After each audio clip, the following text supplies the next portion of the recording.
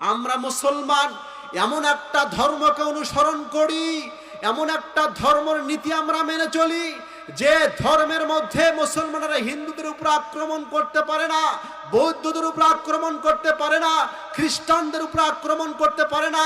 মুসলমান কখনো সন্ত্রাসী লালন করে না, বরঞ্চ সারা বিশ্বে যত অমুসলিম আছে, ইসরায়েল বাহিনী সহ সারা বিশ্বের অমুসলিমেরাই মুসলমানদেরকে দিনে দিনে রাতে রাতে যেভাবে জুলুম এবং নির্যাতন করে হত্যা করছে তা দিবালোকের মতো আজও পরিষ্কার।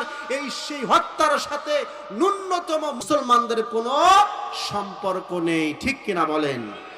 প্রিয় ভাইরা আমার, এর জন্য বলতে চাই ইসলামী ধর্ম, ইসলাম ধর্ম একটি নৈতিক ধর্ম, আদর্শের ধর্ম।